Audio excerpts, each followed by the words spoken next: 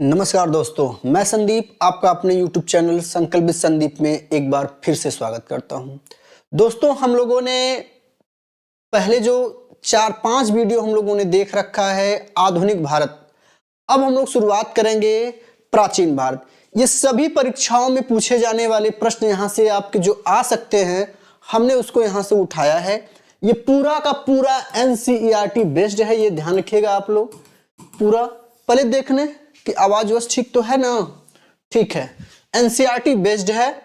आइए ज्यादा समय न गवाते हुए इसको देखते हैं और आगे बढ़ते हैं।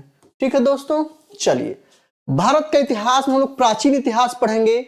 इसमें दिया क्या है कि उत्तर में हिमालय से लेकर दक्षिण तक समुद्र तक फैला यह महाद्वीप जो है, उपमहाद्वीप किस नाम से जाना जाता है? भारतवर्ष के नाम से जाना जाता है। भारतवर्ष का क्या मतलब है? भारतवर्ष का मतलब है कि भारतों का देश, यहाँ के निवासियों को भारतीय अर्थात भारत की संतान कहा जाता है। भरत एक प्राचीन कबीले का नाम था, ठीक है। और प्राचीन भारतीय अपने देश को जम्बू द्वीप अर्थात जम्बू मतलब जामुन वृक्षों का द्वीप भी कहते थे। जब ईरानी भारत आए तो ईरानियों ने इसे सिंधु नदी से जोड़ते हुए सिंधु न कहकर इसे क्या कहा? हिंदू कहा। यह ध्यान रखने वाली बात है। लेकिन जब यूनानी आए तो यूनानी इसे क्या कहे? इंडे। और अरब हिंद, इसे अरब वाले क्या कहते थे? हिंद कहते थे। मध्यकाल में इसे क्या कहा जाने लगा? हिंदुस्तान। यह शब्द भी किसका था? फारसी शब्द हिंदू से ही बना हुआ क्या था? हिंदुस्तान तक।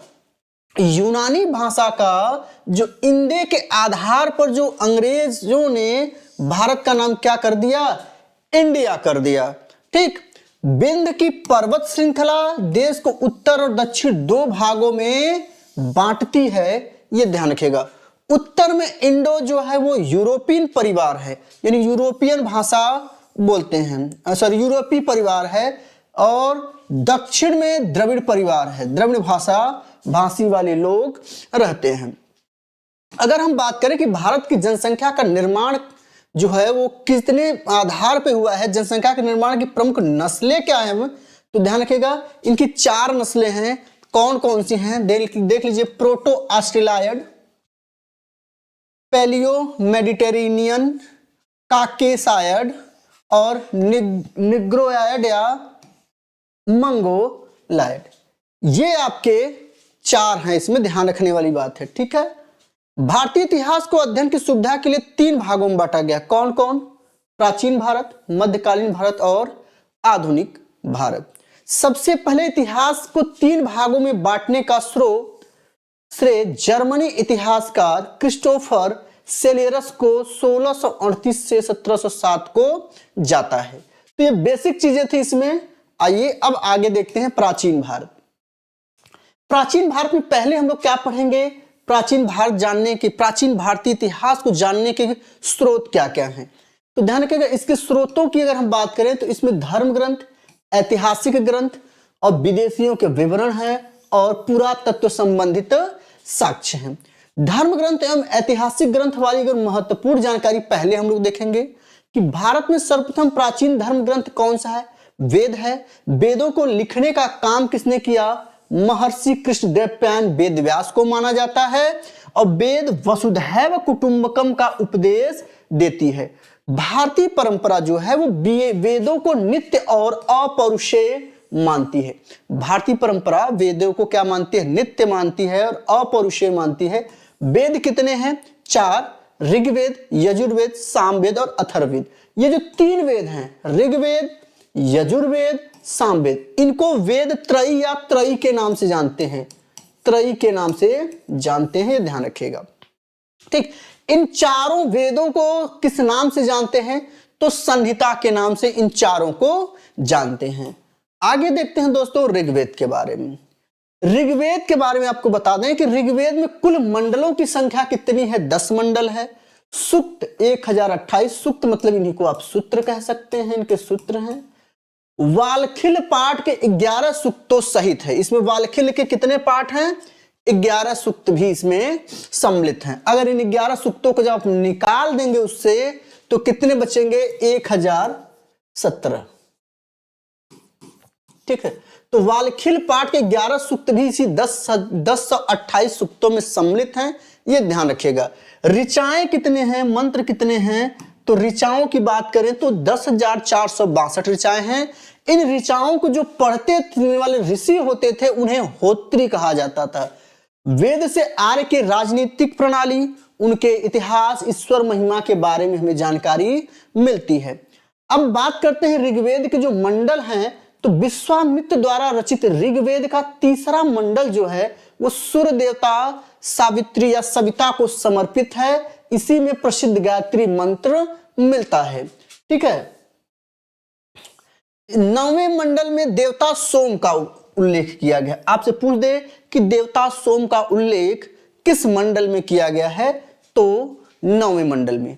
8वें मंडल में हस्तलिखित ऋचाओं को खिल कहा जाता है। हस्तलिखित ऋचाओं को क्या कहा गया? खिल कहा गया। ठीक है, मंडल में वर्णित पुरुष सूक्त है। पुरुष सूक्त में क्या कहा गया कि भैया 4 वर्ण ब्राह्मण, क्षत्रिय, वैश्य और शूद्र के उत्पन्न होने का जो क्रम है यही बताया गया कि एक आदि पुरुष थे। आदि पुरुष ब्रह्मा के मुख से जो निकले वो ब्राह्मण कहलाए, भुजाओं से जो निकले वो क्षत्रिय कहलाए, जंघाओं या उदर से जो निकले वो वैश्य कहलाए, और जो चरण से उत्पन्न हुए वो क्या कहलाए? शूद्र कहलाए।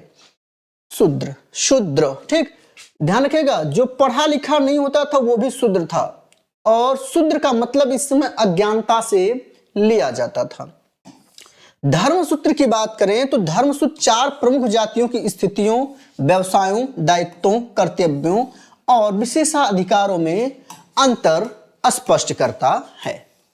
अब बात करते हैं कि ऋग्वेद के कई परिच्छेद में प्रयुक्त अघन्या, अघन्या यानी जिसका घन न किया जाए, मारा न जाए, अघन्या शब्द का प्रयोग गाय के लिए किया गया कि गाय को मारा न जाए। अघन्या शब्द का प्रयोग गाय के लिए किया गया। अब बात करते हैं ईसा पूर्व एवं ईस्वी में क्या अंतर है। दोस्तों आपको बता दें, ईसा पूर्व ऐसा माना जाता है कि सन 1 प्रथम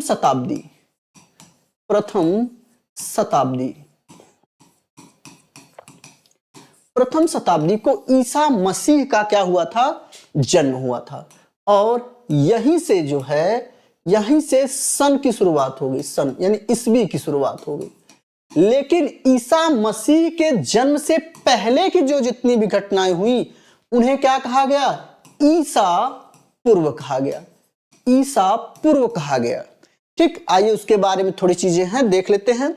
वर्तमान में प्रचलित ग्रेगोरियन कैलेंडर यानी ईसाई कैलेंडर या इसी को जूलियन कैलेंडर कहते हैं, ईसाई धर्मगुरु ईसा मसीह के जन्म के वर्ष से मानी जाती है।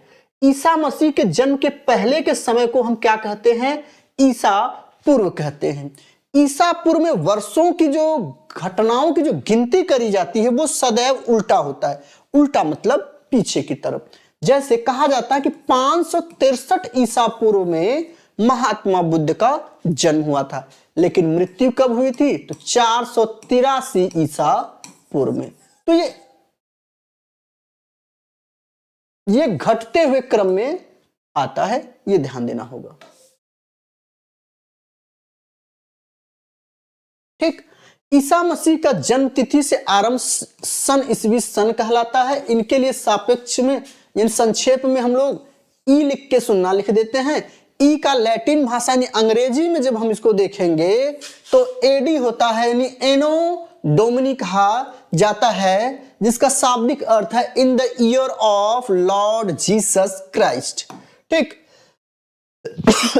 सॉरी, विसेंट आर्थर स्मिथ ने प्राचीन भारत का पहला सुव्यवस्थित इतिहास अर्ली हिस्ट्री ऑफ इंडिया 1904 में तैयार किया।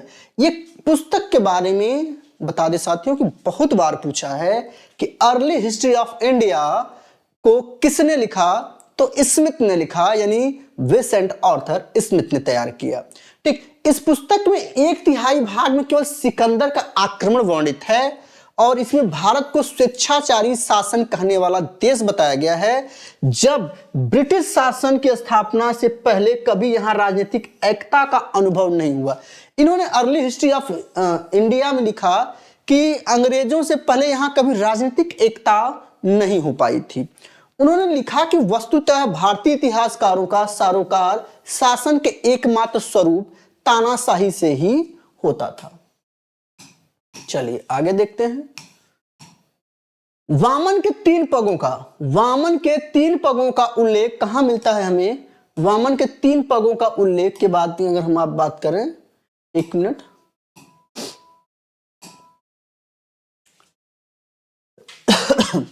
वामन के तीन पगों का उल्लेख हमें कहां से मिलता है? ऋग्वेद से मिलता है। ऋग्वेद में इंद्र के लिए 250 मंत्र और अग्नि के लिए 200 मंत्र यानी ऋचाओं की चर्चा की गई है, उतने बार आए हैं।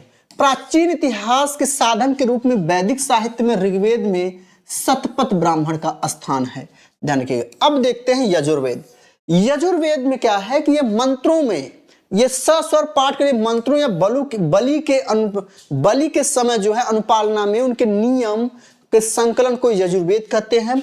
यजुर्वेद जो है आपका वो क्या है? आपका गद्य एवं पद्य दोनों में है। गद्य एवं पद्य, यजुर्वेद आपका गद्य एवं पद्यों वाला वेद भी इसको कहते हैं। यजुर्वेद के जो मंत्रों को पढ़ते थे उन्हें अधर्यु कहा गया, और यजुर्वेद में यज्ञों के नियमों एवं विधि विधानों का संकलन मिलता है। यानी यजुर्वेद में जितने भी यज्ञ पूजा पाठ होते थे उनसे संबंधित विधि विधान आपको कहां मिलते हैं? यजुर्वेद में। इसमें बलिदान विधि का भी वर्णन मिलता है। यह एक ऐसा वेद है जो गद्य एवं पद्य दोनों में लिखा हुआ है। आइए आगे देखते हैं सामवेद। सामवेद का साम का अर्थ होता क्या है? गान। साम का अर्थ क्या होता है दोस्तों? गान होता है। इसमें वेद के मुख्यतः यज्ञों के अवसर पर गाए जाने वाली ऋचाओं यानी मंत्रों का संकलन है। इसके पाठकर्ता को उद्रात्री कहते हैं। इसका संकलन ऋग्वेद के लिए किया गया है। इसका संकलन ऋग्वेद के लिए गाए गए हैं। ठीक है, ध्यान रखिएगा। इसे भारतीय संगीत का जनक कहा जाता है। कई बार पूछ लिया कि भारतीय संगीत का जनक किस वेद को मानते हैं? यजुर्वेद तथा सामवेद में किसी भी ऐतिहासिक घटना का वर्णन नहीं मिलता है, ये ध्यान रखने वाली बात। अब बात करते हैं दोस्तों अथर्ववेद। अथर्ववेद को अथर्वा ऋषि ने लिखा। अथर्ववेद जादू, टोना, तंत्र, मंत्र, भूत, पिशाच, शादी, विवाह, वशीकरण, इनसे रिलेटेड सभी घटनाएं इसमें मिलती हैं। और इसमें मंत्रों की संख्या कुल कितनी है?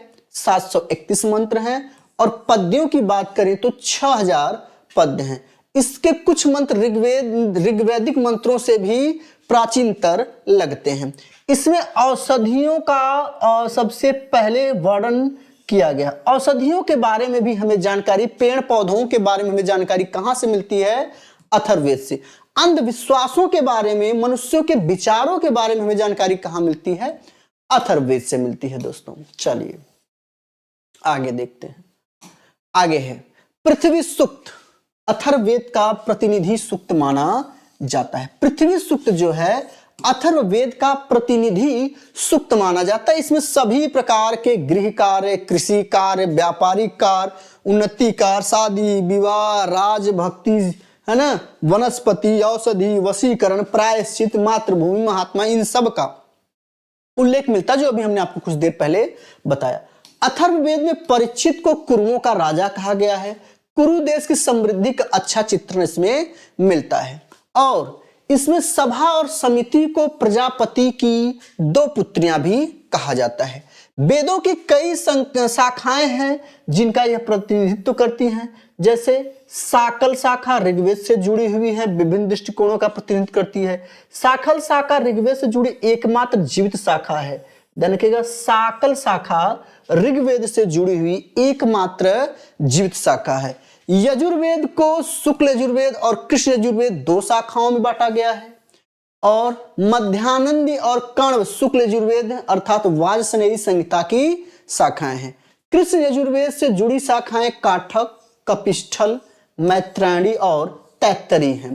ध्यान रखिएगा, यजुर्वेद से जुड़ी शाखाएं कौन कौन सी हैं? काठक, कपिस्थल, मैत्राणी और तैत्तिरी हैं।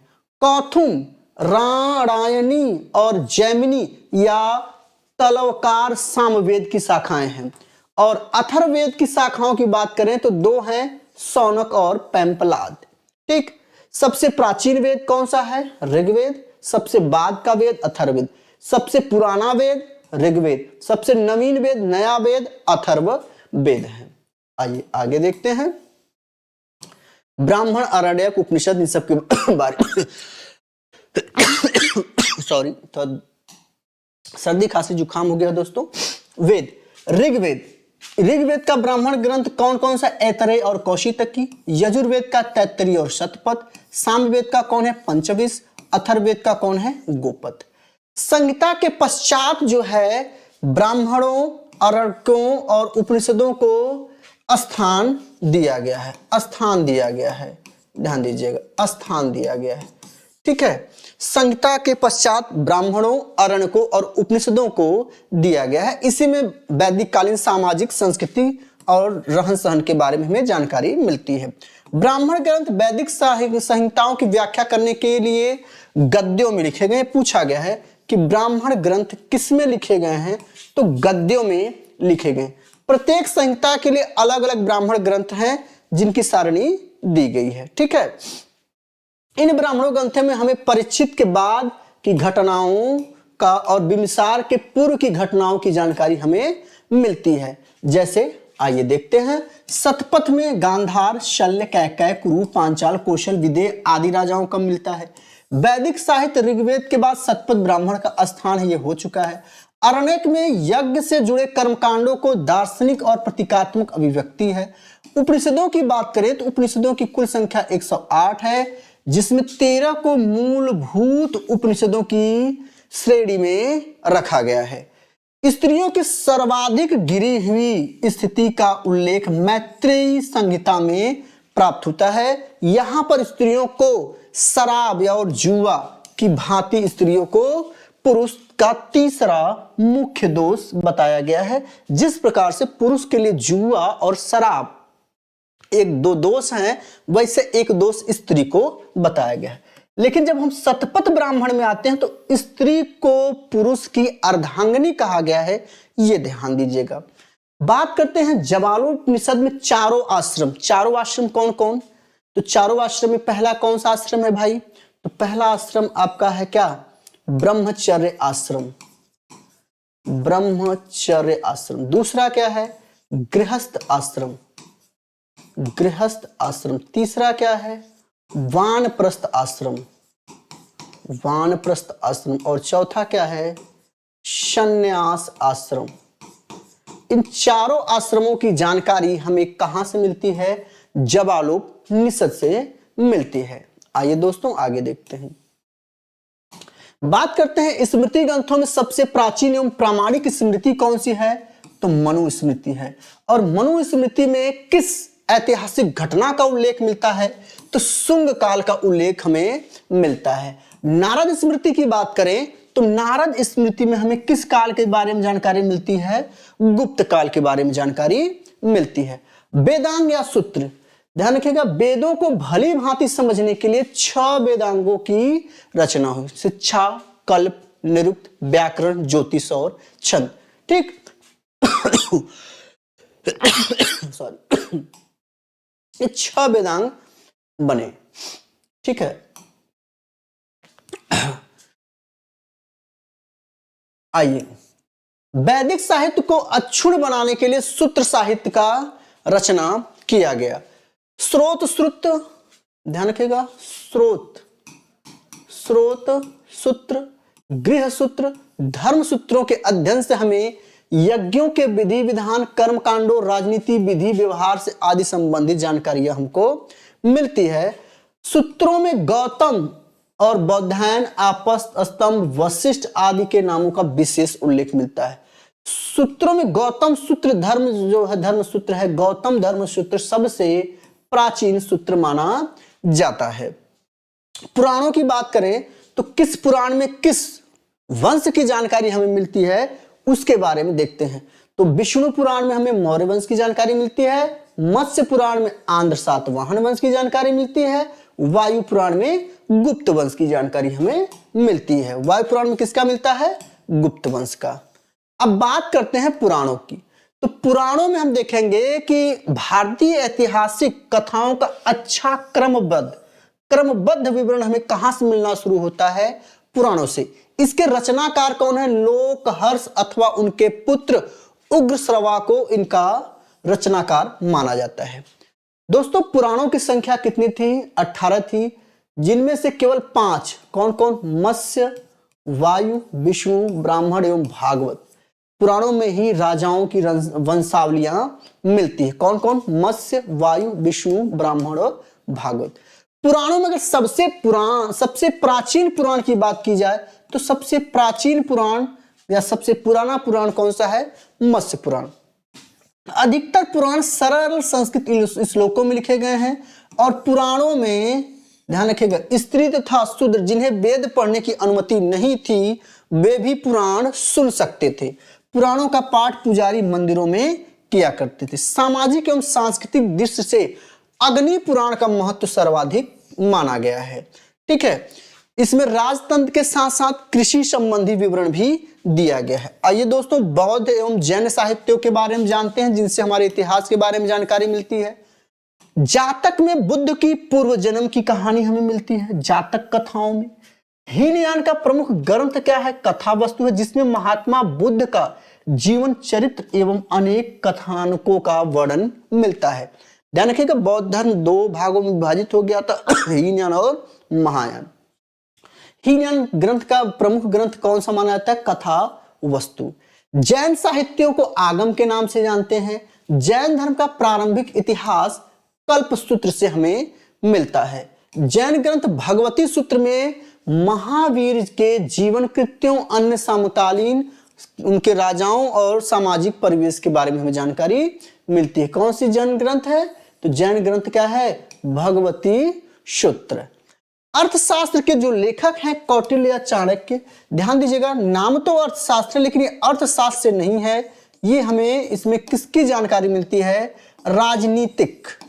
राजनीतिक और मौर्य काल के बारे में हमें जानकारी मिलती है। इसमें कुल अध्याय की संख्या या अधिकरणों की संख्या कितनी है? 15 अधिकरण और 180 प्रकरण इसमें मिलते हैं। इसका अनुवादक कौन है? अर्थशास्त्र का अनुवाद किसने किया? तो साम शास्त्री ने किया। ये ध्यान रखने वाली बात है इसमें।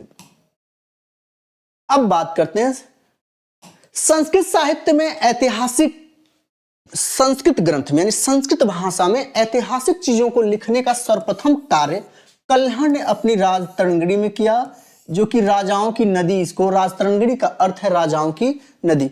ये कुल 8 सर्ग या 8वीं सदी के कश्मीर के इतिहास का वर्णन मिलता है। अरबों के विजय, सिंध विजय का वृत्तांत चर्चनामा में मिलता है और इसके लेखक का नाम अली अहमद माना जाता है, लेकिन बहुत स्पष्ट नहीं है क्योंकि चर्चनामा पुस्तक में लेखक का नाम नहीं मिलता है, लेकिन फिर भी कहा जाता है कि अली अहमद था। बात करते हैं अष्टाध्यायी की, तो ये संस्कृत भाषा व्याकरण की प्रथम पुस्तक है जिसको लिखने का कार्य किसने किया था? पाणिनि ने। ये मौर्यों के पहले के जो समय था, मौर्यों के पहले और उनके बाद मौर्य युगीन राजनीतिक अवस्था, यानी मौर्यों के पहले का इतिहास और उनके राजनीतिक जीवन के बारे में जानकारी मिलती है। अष्टाध्याय में पहली बार लिपि शब्द का प्रयोग हुआ है। आपसे पूछ दे कि लिपि शब्द का प्रयोग पहली बार कहां मिलता है? तो अष्टाध्याय में मिलता है। ज्योतिष ग्रंथों की बात करें तो कात्यायन की गार्गी संहिता एक ज्योतिष ग्रंथ है, फिर भी इसमें भारत पर होने वाले यौन आक्रमणों का उल्लेख मिलता है। ठीक, पतंजलि पुष्यमित्र शुंग के क्या थे? पुरोहित थे और इन्हें महाभाष्य की रचना की और इन्होंने क्या किया? शुंगों के लिए कई महायज्ञ भी करवाया था। अब बात करते हैं विदेशी यात्रियों के बारे में देखते हैं। पहले देखेंगे यूनानी रोमन यात्री। बात करते हैं टेसियस जो था वो ईरान का राजवैद्य था और इसकी कहानियां इतनी बढ़ा चढ़ा के थी कि इस पर बहुत ज्यादा विश्वास नहीं किया जाता। दूसरा नंबर आता है हेरोडोटस का। इन्हें इतिहास का पिता, इतिहास का जनक कहा जाता है। इन्होंने एक पुस्तक लिखी थी हिस्टोरिका, जो 5वीं शताब्दी ईसा पूर्व के भारत और फारस यानी वही ईरान है ना के बारे में उल्लेख मिलता है। ये महोदय कभी भारत नहीं आए, लेकिन जो यहां से जाता था उनसे पूछ पूछ के चीजों को उन्होंने बढ़ा चढ़ा के अनुश्रुतियों और अफवाहों के आधार पर उन्हें क्या किया, इसको बताया। इसलिए इस पर भी बहुत कम विश्वास किया जाता है। लेकिन इतिहास को लिखने का जो था शुरुआत ये हेरोडोटस ने ही किया था। सिकंदर के साथ आने वाले लेखकों की अगर हम बात करें तो नियार्कस, ओनेसिक्रिटस और अरिस्टोबुलस का विवरण सर्वाधिक महत्वपूर्ण और विश्वसनीय माना जाता है। बात करें मेगास्थनीज की तो मेगास्थनीज जो है वो सेल्यूकस निकेटर का राजदूत था और चंद्रगुप्त मौर्य के दरबार में राजदूत बनकर सेल्यूकस निकेटर ने इसको भेजा था। इससे अपनी पुस्तक जो लिखी है ना इंडिका, पुस्तक कौन सी लिखी, इंडिका में मौर्य युगीन समाज एवं संस्कृति के बारे में हमें जानकारी मिलती है। अब अगला देखते हैं डायमिकस। डायमिकस सीरियन नरेश अंतियोकस का राजदूत था जो बिंदुसार के दरबार में आया था। इसका विवरण भी क्या है, महत्वपूर्ण माना जाता है। डायोनिसियस की बात अगर हम करें तो डायोनिसियस मिस्र नरेश टालमी फिलाडेल्फस का राजदूत था जो अशोक के दरबार में आया था।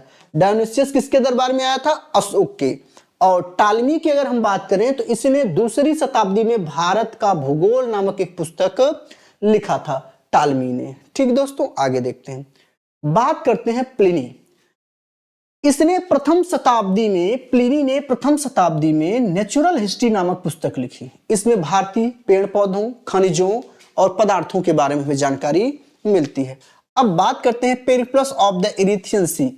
इस पेरिप्लस ऑफ द इरिथियन सी जो है इसके लेखकों के बारे में, इसके लेखक के बारे में बहुत जानकारी नहीं मिलती है। लेकिन हाँ, यह लेखक जो है करीब 80 ईस्वी में हिंद महासागर की यात्रा पर आया था। लेकिन ये पगला जो था ना अपना नाम लिखना भूल गया। ठीक है ना, उसने उस समय के भारत के बंदरगाहों और व्यापारिक वस्तुओं के बारे में हमें जानकारी मिलती है। अब बात करते हैं चीनी लेखकों की। चीनी लेखकों की बात जब हम दोस्तों करें तो इसमें पहला नाम फाहियान का आता है। यह चीनी यात्री गुप्त नरेश चंद्रगुप्त द्वितीय के दरबार में आया और इसने महत्वपूर्ण सामाजिक, राजनीतिक और ऐतिहासिक घटनाओं का उल्लेख किया और उन्होंने मध्य प्रदेश के समाज संस्कृति के बारे में बड़ा ही अच्छा वर्णन लिखा और कहा कि मध्य प्रदेश की जनता सुखी और समृद्ध है। यह भारत में कुल कितने वर्षों तक रहा दोस्तों, कि भारत में कुल 14 वर्षों तक रहा था। सॉरी। अब अगला है हमारे भैया संगयुन। ये 518 ईस्वी में भारत आए। ये अपने 3 वर्षों के कार्यकाल में बौद्ध लिपि के बारे में जानकारी, उनकी प्रतियां एकत्रित करने में ही रह गए महोदय। अब बात करते हैं ह्वेनसांग जो लगभग हर्षवर्धन यानी उत्तर भारत के महान हिंदू सम्राट हर्षवर्धन के शासनकाल में आया था। ह्वेनसांग 629 ईस्वी में चीन से भारत की यात्रा के लिए निकला और लगभग 1 वर्ष के बाद की यात्रा के बाद भारतीय राज्य कहां पहुंचा था, कपिसा में पहुंचा था। यह भारत में कितने वर्षों तक रहा, 15 वर्षों तक रहा और 645 ईस्वी में चीन लौट गया।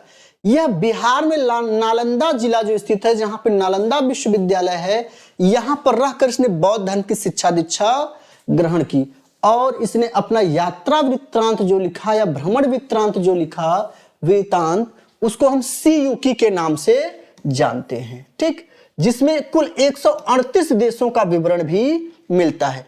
इसमें हर्षकाल के सामाजिक, धार्मिक, राजनीतिक का वर्णन मिलता है। इसके अनुसार सिंध का जो राजा था वह शूद्र था। ह्वेनसांग ने बुद्ध की प्रतिमा के साथ साथ सूर्य और शिव की भी प्रतिमा को अपने साथ शिव की प्रतिमाओं का भी पूजन किया था। पूछा जाता है कि ह्वेनसांग किस किस देवी देवता की पूजा करा, तो महात्मा बुद्ध और सूर्य और शिव की भी उपासना किया था। ध्यान रखिएगा, ह्वेनसांग जब नालंदा में अध्ययन कर रहा था उस समय वहां का कुलपति कौन था दोस्तों, तो उस समय वहां का कुलपति शीलभद्र थे। ठीक, अब देखते हैं इति सिंह। इति सिंह भारत में 7वीं शताब्दी के अंत में आया और अपने विवरण में इसने नालंदा और विक्रमशिला विश्वविद्यालय के बारे में लिखता है। अब हम लोग देखते हैं चीनी यात्रियों के बाद अरबी लेखकों को। अरबी लेखकों की शुरुआत महमूद गजनवी के साथ होती है। जब महमूद गजनवी ने भारत पर आक्रमण शुरू किया तो उनके साथ कई विद्वान आए, जिनमें पहला नाम अलबरूनी का लिया जाता है। सॉरी दोस्तों, अलबरूनी जो है ख्वारिज्म या खीव यानी आधुनिक तुर्कमेनिस्तान का रहने वाला था। इसने अरबी भाषा में किताबुल हिंद या तहकीके हिंद नामक खोज की एक पुस्तक लिखी, यानी भारत की खोज नामक पुस्तक लिखी। आज भी यह इतिहास जानने के बड़ा ही अच्छा स्रोत माना जाता है इतिहास जानने का। इसमें धर्म, दर्शन, त्योहारों, खगोल विज्ञान, है ना, की कमियां, रीति रिवाज, प्रथाओं, सामाजिक जीवन, भार तौल, माप विधियों, मूर्तिकला, कानून, माप यंत्र विज्ञान के बारे में जानकारी मिलता है। साथ ही साथ ये 80 अध्यायों में इसको विभक्त किया। किसको? किताबुल हिंद को। इसमें राजपूत कालीन समाज, धर्म, रीति रिवाज, राजनीति आदि पर सुंदर वर्णन डालता है। ठीक, अब बात करते हैं इब्न बतूता। इब्न बतूता ने अरबी भाषा में अपना यात्रा वृत्तांत लिखा, जिसे किस नाम से जानते हैं? रहला। यह 14वीं शताब्दी में जब भारत आया तो यहाँ पर तुगलक वंश का शासन था। किसका शासन था? तुगलक वंश का। और उस समय के सामाजिक सांस्कृतिक जीवन के बारे में ही इसने बड़ा ही रोचक जानकारी दिया।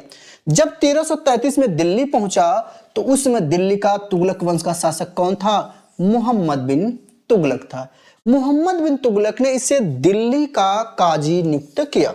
मोहम्मद बिन तुगलक ने इसे सॉरी दिल्ली का काजी नियुक्त किया। काजी का मतलब है न्यायाधीश। और इतना ही नहीं, इसे बौद्ध धर्म के प्रचार प्रसार के लिए चीन भी भेजा था। ठीक है, अन्य लेखकों की जब हम बात करें तो अन्य लेखकों में तारानाथ का आता है, जिसने कंगयूर और तंगयूर नामक ग्रंथ की रचना के बारे में लिखा। यह तिब्बती लेखक था। मार्को पोलो 13वीं शताब्दी में पांड्य देश की यात्रा पर आया और पांड्यों के बारे में हमें जानकारी यहीं से मिलती है। अब बात करते हैं पुरातत्व संबंधित साक्ष्य, यानी जो पुरातात्विक जो साक्ष्य खुदाई के माध्यम से खुदाई में हमें मिले हैं उनके बारे में हम देखते हैं। तो भारतीय पुरातत्व साक्ष्य का जो पिता माना जाता है अलेक्जेंडर कनिंघम को माना जाता है। 1400 ईसा पूर्व के अभिलेख में बोगाज कोई यानी एशिया माइनर से वैदिक देवता मित्र, वरुण, इंद्र और नासत्य यानी अश्विनी कुमार, ये पांचों याद रखेगा, मित्र, अरुण, इंद्र, नासत्व, सॉरी 4, जिनको अश्विनी कुमार के नाम से जानते हैं। इन चारों का उल्लेख मिलता है। मध्य भारत में भागवत धर्म विकसित होने का प्रमाण हमें यवन राजदूत हेलियोडोरस के विदिशा यानी बेसनगर गरुण स्तंभ से प्राप्त होता है। सर्वप्रथम भारतवर्ष का जिक्र अगर पूछा जाए कि पहली बार भारतवर्ष का जिक्र किस अभिलेख में मिलता है? हाथी गुंफा अभिलेख में मिलता है। ठीक है, आगे अगर पूछा जाए कि पहली बार दुर्भिक्ष का वर्णन, दुर्भिक्ष पड़ा भारत में, दुर्भिक्ष का वर्णन पहली बार कब करा गया तो कहां से हमें मिलता है? तो शाहगौरा अभिलेख से मिलता है। और इसी के बाद संकट काल में जो है उपयोग में खाद्यान्न रखने की बात भी की गई थी। सर्वप्रथम भारत पर होने वाला हुण आक्रमण की जानकारी हमें कहां मिलती है कि हुणों ने भारत पर आक्रमण किया? तो भीतरी स्तंभ लेख से। सती प्रथा का पहला जो साक्ष्य है वो एरन अभिलेख से मिलता है। उस समय माना जाता है कि शासक भानुगुप्त का था। 510 ईस्वी में पहली बार किसी के सती होने का साक्ष्य जो है वो किसी अभिलेख में मिलता है। तो किस अभिलेख में मिलता है? भानुगुप्त के एरन अभिलेख में मिलता है। सातवाहन राजाओं का पूरा इतिहास ही उनके अभिलेखों पर निर्भर है। रेशम बुनकर की श्रेणियों की जानकारी हमें कहां से मिलती है? मंदसौर अभिलेख से। रेशम बुनकरों की श्रेणियों की जानकारी हमें कहां से मिलती है?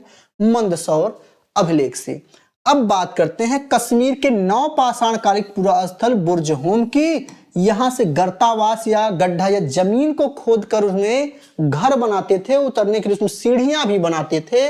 इसका साक्ष्य हमें कश्मीर के नवपाषाणिक स्थल बुर्ज होम से मिलता है। और यहीं पर मनुष्यों के साथ उनके पालतू पशु कुत्ते को दफनाए जाने का साक्ष्य मिलता है। दोस्तों आपको बता दें कि 15,000 वर्ष कुत्ते को सबसे पहले पालतू बनाया गया था। पालतू कुत्ता, सॉरी, पालतू पशु पहले किसको बनाया? कुत्ता। फिर 8000 ईसा पूर्व में भेड़, बकरी और सूअर इनको पालतू बनाना शुरू हुआ।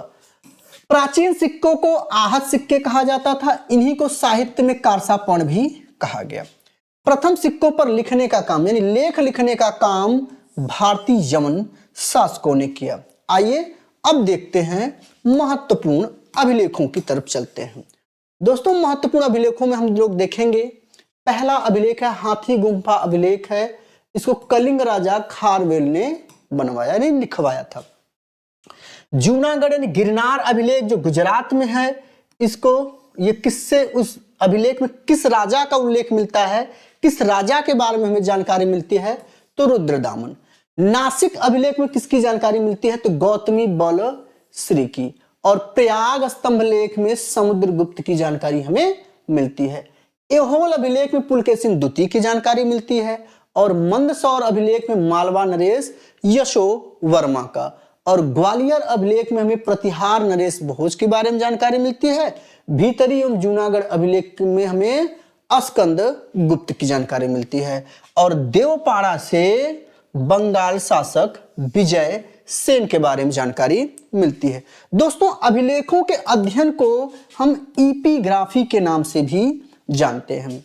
अब कुछ ऐसे सिक्के मिले हैं जिनसे भी हमें जानकारियां मिलती हैं। उसमें एक सिक्का है समुद्रगुप्त की बीड़ा बजाती हुई मुद्रा का सिक्का। इस सिक्का पे समुद्रगुप्त को बीड़ा बजाते हुए बताया गया है।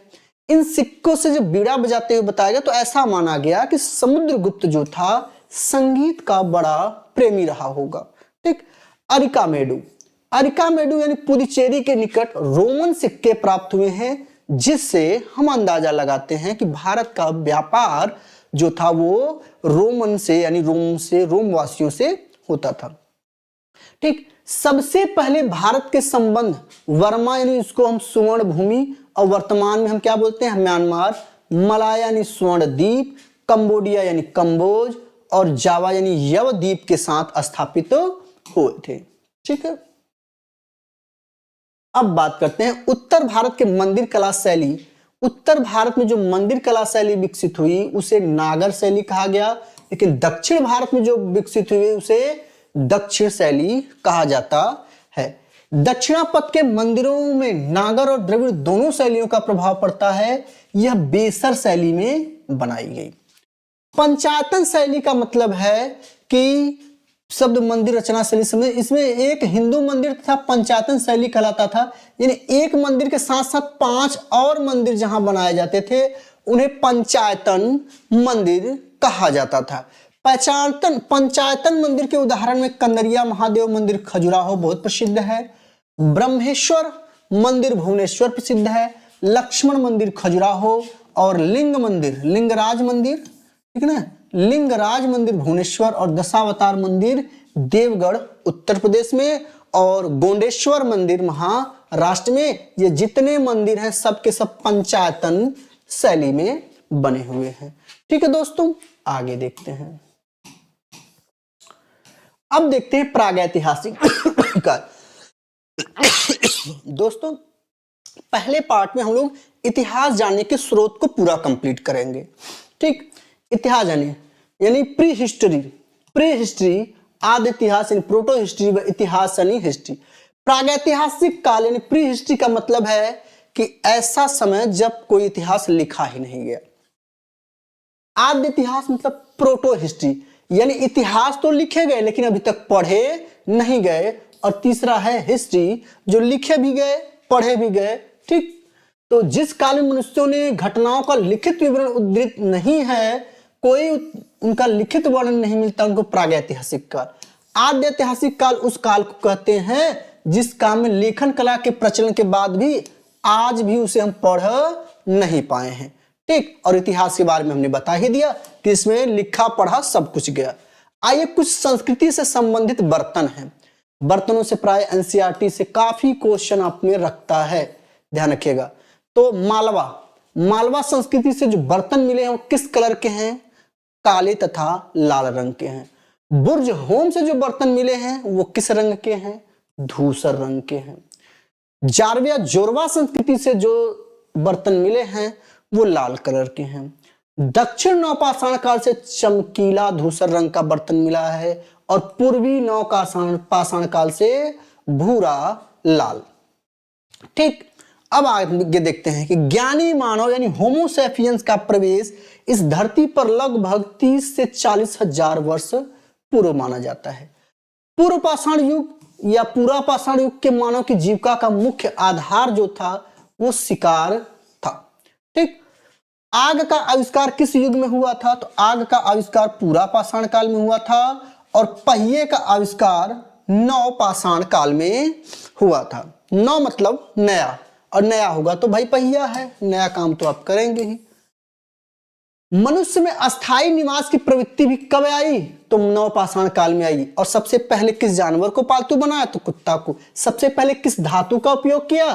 तांबा को, तांबा धातु का प्रयोग किया। सबसे पहले औजार कौन सी बनाई? तो कुल्हाड़ी बनाई। और कुल्हाड़ी कहां से मिला है?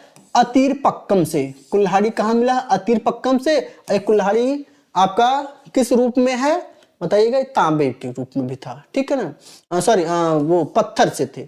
कृषि का आविष्कार कब हुआ? नवपाषाण काल में हुआ।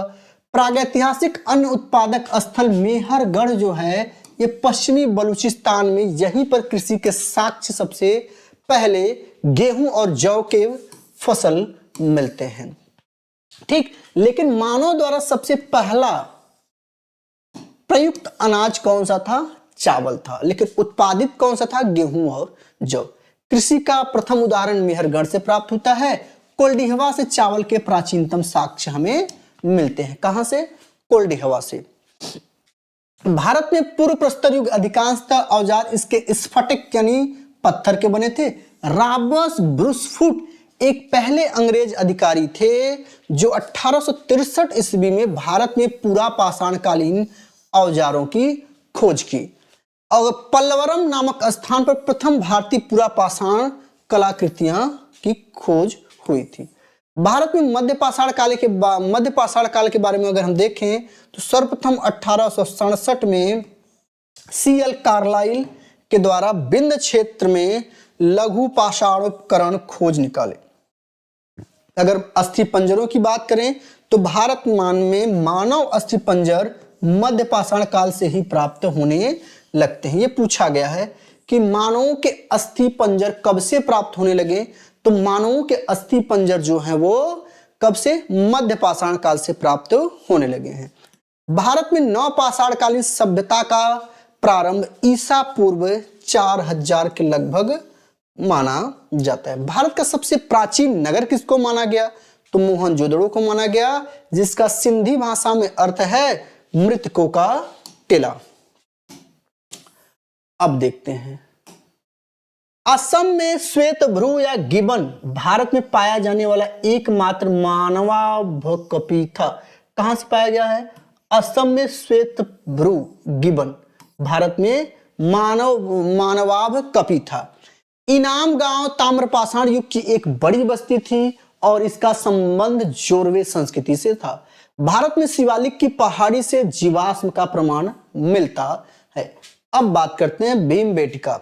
भीमबेटका नहीं यानी भीम बैठक जिसको कहा जाता है, यहां से पूरा पाषाण कालीन स्थल के साक्ष्य मिलते हैं। यह आदिमानव द्वारा बनाए गए यहाँ से शैल चित्रों की हमें जानकारी मिलती है।